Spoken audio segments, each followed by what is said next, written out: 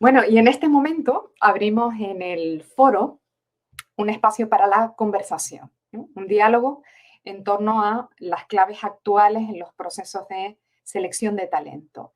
Algo a lo que nos acercamos ya en la primera sesión de ayer, del mayor interés, y que hoy abordarán ya en profundidad expertas en la materia en un diálogo conducido también por otro especialista, David Prunell, socio fundador de Prunell Talent in Motion, diplomado en empresas y actividades turísticas, máster en dirección de recursos humanos, mentor para el emprendimiento, consultor y docente. David, creo que te tenemos ya por aquí. Buenos días, Rocío. Sí, aquí Adelante, estamos. cuando quieras. Encantado de tenerlas aquí dentro de este espacio que nos brinda la Fundación Fídica Canarias para pues, intentar arrojar un poquito de luz y resolver las posibles dudas que puedan tener las personas que se incorporan por primera vez al mercado laboral, ¿no?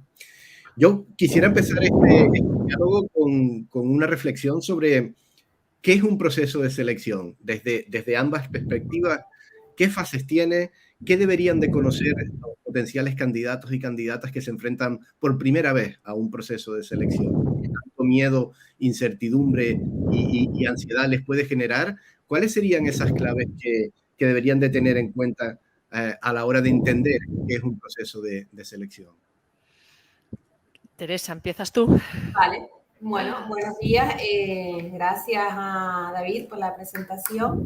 Y lo que yo creo que deberían entender es que un proceso de selección es una charla que se va a tener con una empresa que está en búsqueda activa de cubrir un puesto de trabajo y hay que abordarla con naturalidad, intentar, yo sé que es difícil, no estar nervioso y darte a conocer un poco lo que tú eres tu producto, no has trabajado anteriormente y va a ser la primera toma de contacto con el empresario. Entonces, para mí, un elemento clave es la naturalidad, la sinceridad, la transparencia y escuchar. Escuchar las preguntas que te hacen, porque en muchas ocasiones ya vienen preparados a responderte y sobre todo es eso. Yo creo que es una escucha importante de lo que te ofrecen. Al puesto al que tú te vas a presentar. Yo creo que ahí viene un elemento importante que es conoce, escucha y vamos a mantener una conversación. Una entrevista, yo no sé la opinión de Eugenia, pero una entrevista no es un cuestionario, ni es un examen. Una entrevista es un momento de conversación, es un momento de que la empresa expone que necesita y bueno, tú ahí vas a tener que contar pues tus capacidades y lo que tú vas a aportar a esa organización. Creo yo que yo lo abordaría si empezara, o mi consejo a los candidatos cuando los empiezo a entrevistar es esa, con independencia de que ya más adelante, si quieres, hablamos de cómo debes informarte sobre todo qué es lo que piden, cuáles son los valores de esa organización a la que tú te vas a presentar. Y mientras que estás en esa charla, tú tienes también que ir valorando si esos valores coinciden con los tuyos, si ese proyecto es el que tú estás buscando, porque no es ese examen de a todo sí o a todo no. Esa es mi opinión al respecto. Eugenia. En primer lugar, yo me voy a poner en el pellejo de todas estas personas, que además enhorabuena por el éxito de convocatoria, porque es un gustazo el ver que la gente tiene ganas de conocer cómo funciona nuestro trabajo y cómo se van a enfrentar con éxito a una entrevista, ¿no? En primer lugar, yo quiero deciros que un currículum, yo le dedico a una lectura de un currículum 9 segundos. Por favor, una hoja, no grandes textos, palabras claves, una foto normal donde haya una sonrisa, algo que realmente cuando tú lo veas te enganche para decir, oye, vamos a citar a esta persona para una entrevista que quiero conocerla. Con lo cual, breve, conciso y es vuestra tarjeta de presentación para lograr esa entrevista de trabajo. Eso es lo primero.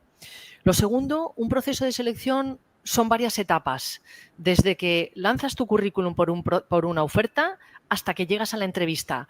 Entonces, no bajéis la guardia cuando te llaman para un filtro telefónico, no bajéis la guardia cuando llegas a la oficina para esa entrevista personal y te dicen, por favor, espera en esta sala. Todo forma de parte del proceso, porque yo le voy a preguntar a la persona que le recibió cómo llegó, cuál fue su actitud, estaba nerviosa, te saludó, te miró a la cara. O sea, es un compendio de muchas etapas para lograr que puedas encajar en esa última pieza del puzzle que está buscando la empresa, y la está buscando no para 6 meses, sino para largo plazo. En segundo lugar, dentro de lo que es la entrevista, otra recomendación. Una entrevista de trabajo, yo quiero conocerte a ti, tal y como tú eres. No pierdas de vista que estás en una entrevista, pero no te crees una careta, no intentes dar una imagen que no seas tú. Yo quiero verte a ti. Esos serían los tips que yo diría en estos momentos. Muy bien. Pues recogiendo un poco las palabras de Tere y de Eugenia, me lleva a otra reflexión que últimamente veo mucho en los contenidos de YouTube y de redes sociales de estos supuestos gurús que, tratan de arrojar luz sobre cómo encontrar un puesto de trabajo y dicen la famosa frase de seleccionamos por la actitud, no por los conocimientos. Y para mí es muy importante, siendo un profesional de recursos humanos, que las personas que se van a enfrentar a un proceso de selección entiendan cómo funcionamos, tanto desde la perspectiva de la empresa como desde la perspectiva de la consultora.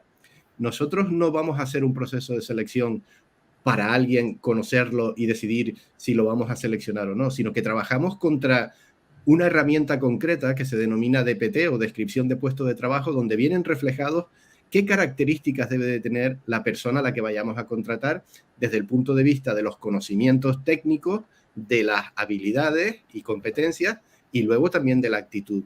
Pero sin esos conocimientos, ¿ustedes contratarían a un piloto, a un veterinario o a un médico exclusivamente por la actitud? No, para mantener el orden te comento que no. Por muy bien que me caiga una persona y porque tiene una actitud maravillosa, no. Como bien dice David, hay una descripción de puesto de trabajo, unos conocimientos técnicos exigibles para el desempeño de un puesto de trabajo y ese es el punto de partida. Luego ahí hacen falta una serie de habilidades y de competencias que acompañan y que forman pues el 10 de ese perfil. Unas personas tendrán un 5, unas tendrán un 7, unas tendrán un 8 en función de la valoración, pero la base, evidentemente, son sus conocimientos técnicos. Yo no voy a contratar a un médico que no sea médico y tampoco le voy a dar a formarme en medicina o a un enfermero o a un administrativo. Cosa distinta es que luego, a medida que vayan desarrollándose, si es la persona seleccionada, vaya adquiriendo, pues, formación interna. Pero la formación interna es a nivel interno cómo funciona cada casa. Pues hay en una casa se coge el teléfono de una manera y en otra con otra serie de indicaciones, pero evidentemente con la actitud nada más no es suficiente. Ahora, la actitud sí que puede hacer que te descalifique, como decía Eugenia, la incorporación, es decir, funciona a la inversa. Si yo llamo por teléfono a un candidato que teóricamente tiene todas las competencias técnicas, tiene todos los conocimientos y la respuesta por teléfono no es amable, correcta, educada, evidentemente esa persona pierde, sale con una desventaja importante. Luego puede ser que te explique que pasó algo, ¿no? Tú le metas en contexto.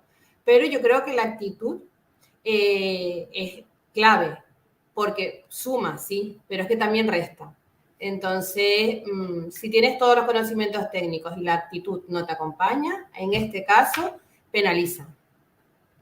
Muy bien. Eugenia. Bien, la verdad que voy a darle totalmente la razón a Teresa en todos los comentarios que ha hecho en cuanto a lo que son esas habilidades, y completamente de acuerdo, y complementar de alguna manera que, por supuesto, hay unos requisitos claves.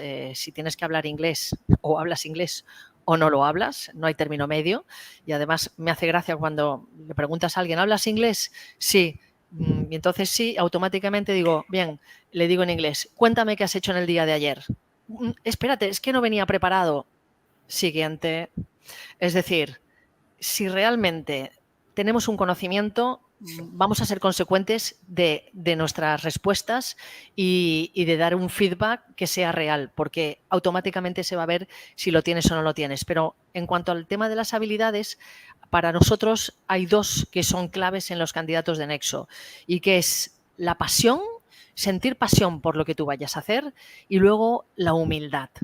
La humildad para mí es una pieza clave.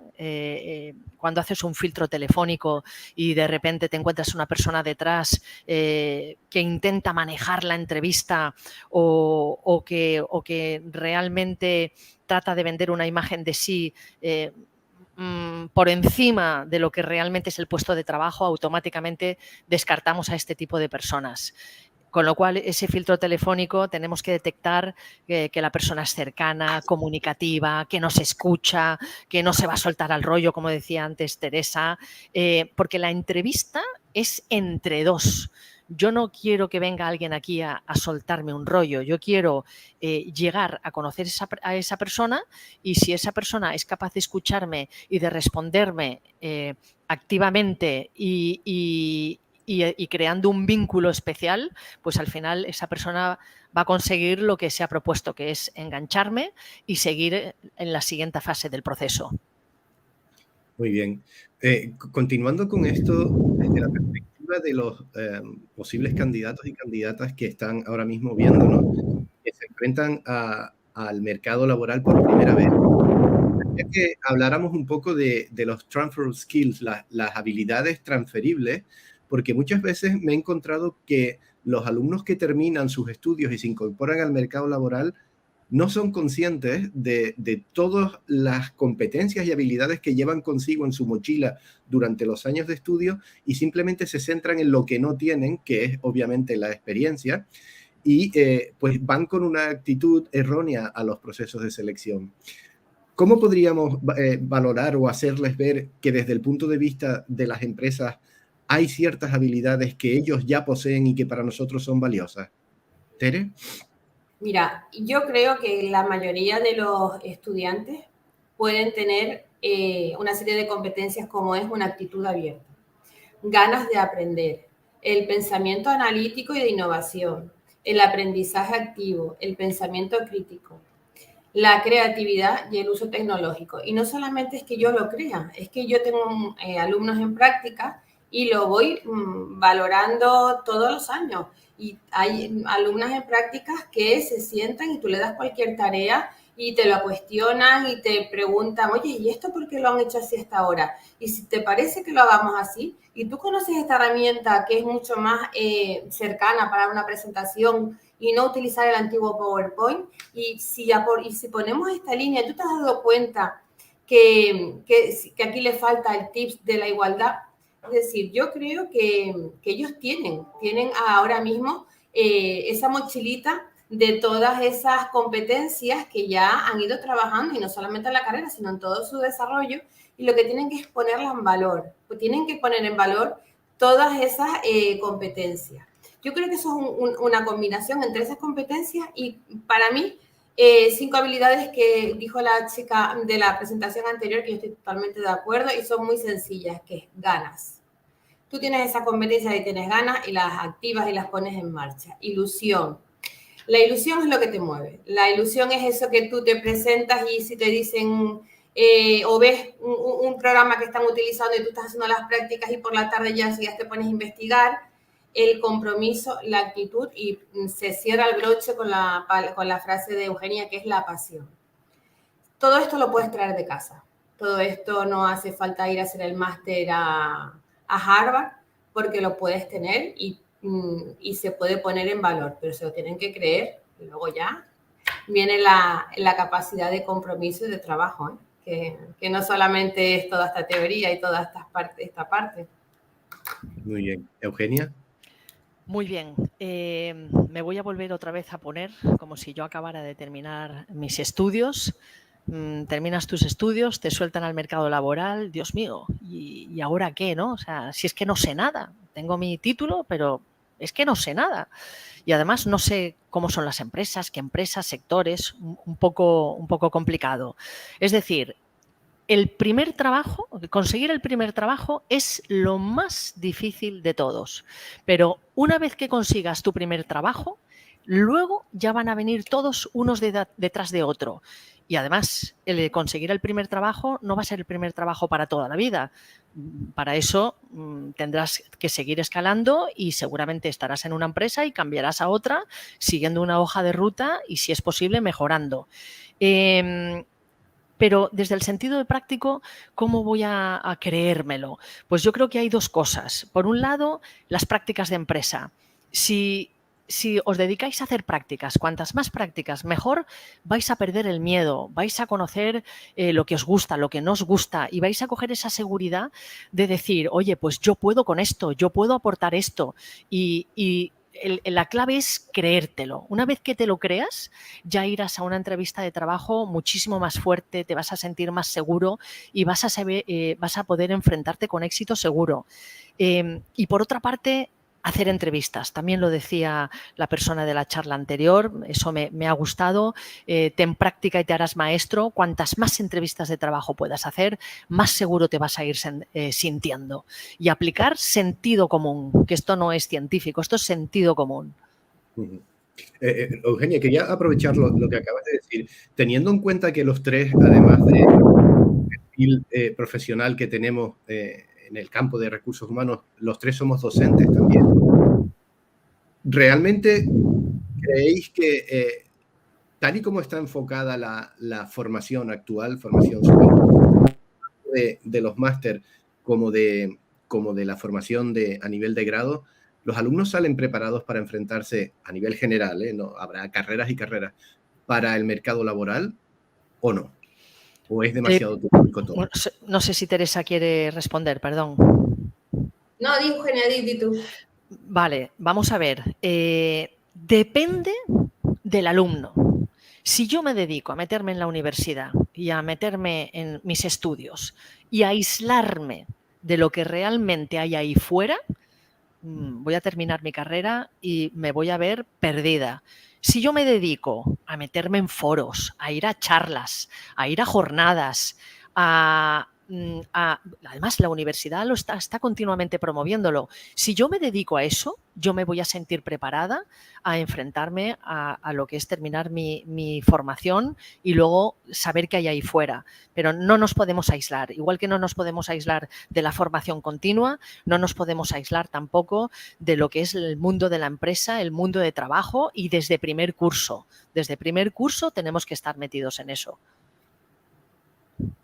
Sí, yo coincido plenamente con Eugenia, que la formación teórica es necesaria, es importante, pero la forma de acercarnos es a través de las charlas, de la jornada, de los foros.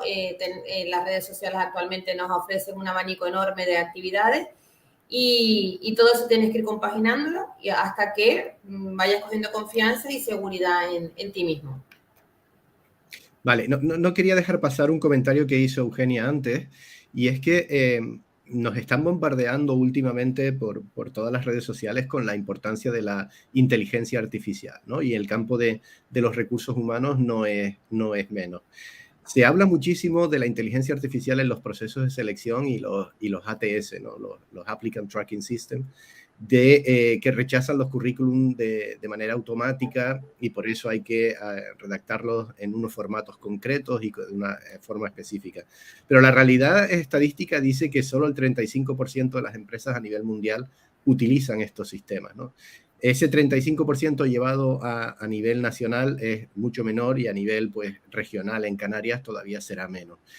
Lo cual hace poner todavía más en valor la figura que mencionabas antes, Eugenia, del currículum, ¿no? Para nosotros seguimos valorando la mayoría de los procesos de selección gracias al currículum. ¿Qué claves daríais para que las personas pues elaboren un currículum que consiga su función, que es la de conseguir una entrevista de trabajo? Bueno, Teresa, empiezas tú, perdóname, para respetar el orden. Vale, pues esto es rápido porque es prácticamente copiar lo que dijo Eugenia. Un folio. Yo tampoco leo 7 folios. Un folio, preferiblemente con una foto, porque la foto amable dice mucho, acerca, le pones cara al candidato los conocimientos que se piden técnicos claritos. Si pides una persona pues licenciada en química, que lo ponga que es licenciada en química, y luego esas habilidades que no ha trabajado nunca, bueno, pues qué habilidades ha desempeñado, pues con capacidad de comunicación, relaciones sociales, esas habilidades que luego ya en el currículum tú las lees y cuando tengas la entrevista le preguntas, oye, si no tienes experiencia, cuéntame un poco de qué va, de qué va esto. Pero ya está, algo muy, muy sencillo. Yo creo que cuanto más sencillo, claro, conciso, sea un currículum mejor, que no sea excesivamente pomposo, porque lo ves, es decir, lo que un poco es el adorno. Quienes estamos acostumbrados a leer currículum nos damos cuenta que es relleno y realmente no aporta, sino te da una imagen que quizás no es la que quiera dar el candidato, de persona con muchas capas, y una cosa que todos buscamos, y yo creo que Eugenia también lo dijo, son personas humildes, con ganas, con ilusión y cercanas y transparentes. Muy bien, Eugenia. Completando lo que ha dicho Teresa, que coincido en todo, no podemos olvidarnos que cada empresa tiene una página, nosotros tenemos la nuestra, y tenéis que pensar que si está esa página con unos requisitos que te están diciendo rellena este campo, fecha de inicio, fecha de fin, qué funciones, respetar lo que se os pide, porque si Telefónica está buscando que tú rellenes los datos de una manera, es porque cuando ellos o el departamento de selección de personal va a ver cómo se ha rellenado todos esos datos, pues lo que está persiguiendo es que sigan el modelo que ellos han creado. Porque sí, porque cada empresa tenemos un modelo, nos fijamos en una serie de datos y al final lo que hace es darnos más agilidad y además vemos si esa persona se lo ha tomado en serio o ha rellenado las cosas como ha querido para salir del paso. Hoy todo se mueve de manera digital y cada empresa tiene su formato, su página, su método, el currículum, que si quiere que lo subas de una determinada forma, respétalo. Si te lo están pidiendo Word, es por algo, pero no cojáis y lo pongáis en PDF.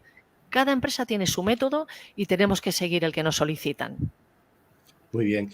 Siguiendo un poco con la selección que hablábamos al inicio, ¿cuántas fases suele tener un proceso de selección estándar? Hay obviamente puestos y puestos, pero en general, ¿a qué deben de esperar los candidatos y candidatas que se enfrentan a un proceso de selección desde el punto de vista de fases, ¿no? ¿Cuántas fases van a enfrentarse, empezando desde, obviamente, la criba curricular y a partir de ahí? ¿Tere? Pues yo, un proceso de selección completo, sin prisas y sin emergencias, que a veces ocurre. Lo ideal sería una primera criba telefónica, en la que tú lo que haces es organizar todos esos currículum que te han pedido y verificar que cumplen y no cumplen, disponibilidad, franjas horarias, toda esa parte que es preparatoria.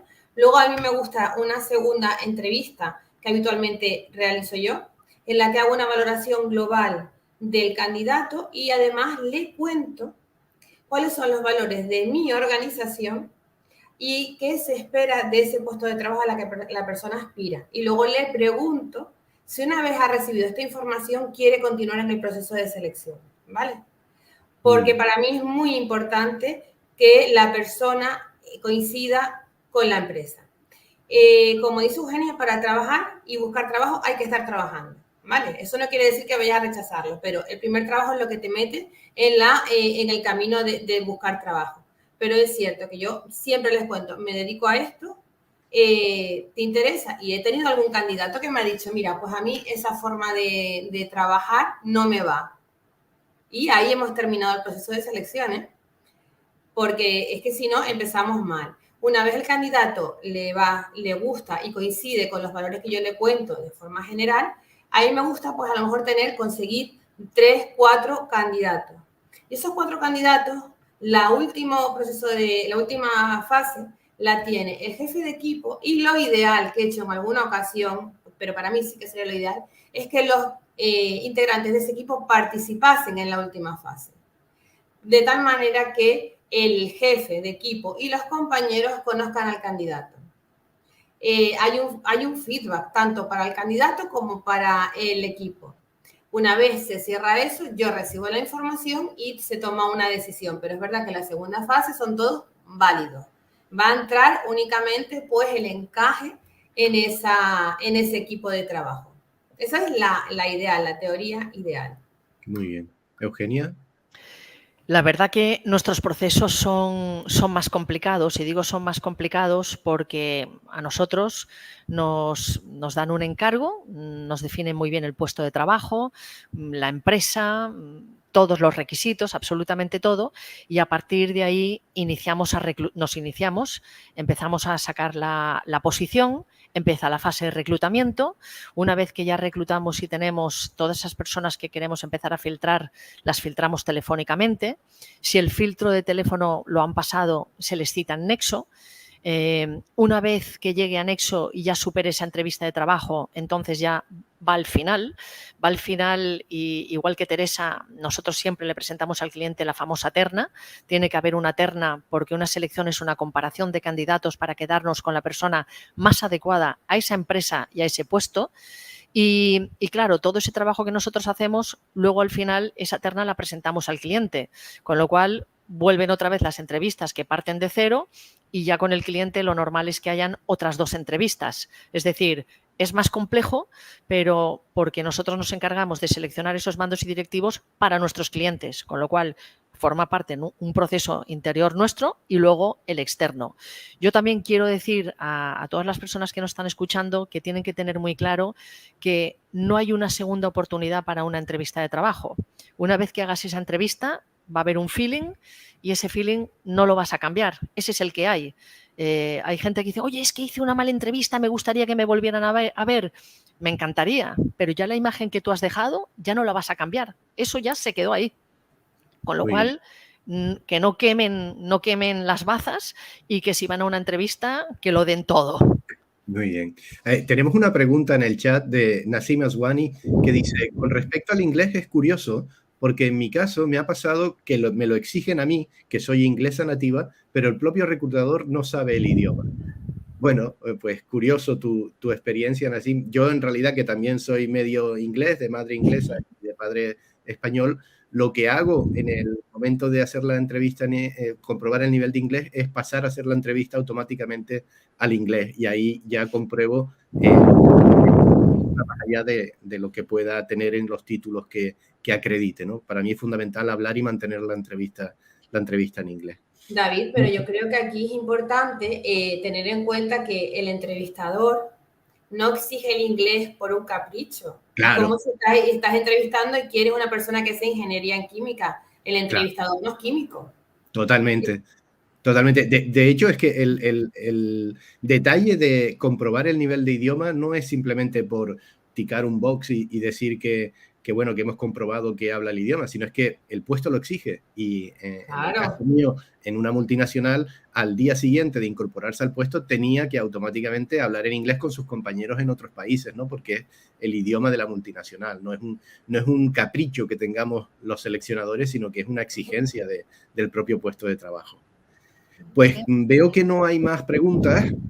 Hemos llegado al límite de los 25 minutos que nos habían fijado y simplemente quiero agradecerles a las dos el haber estado hoy aquí compartiendo estos conocimientos de recursos humanos y los procesos de selección con todo el foro de Talent and Job de la Fundación Fídicas de Canarias, y para mí ha sido un placer volver a estar con ustedes dos un rato y nada más. A ver, me dicen que hay una pregunta arriba, pero yo no la puedo ver.